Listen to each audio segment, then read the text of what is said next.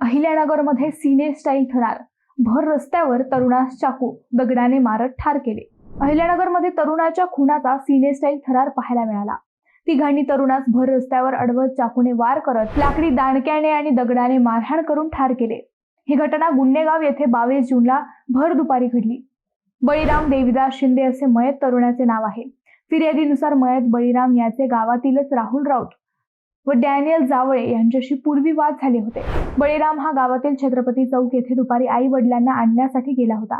त्या ठिकाणी आरोपींचे व त्याचे वाद झाले। त्यातील एका आरोपीने बळीराम याच्यावर चाकूने वार केल्याने तो जखमी झाला।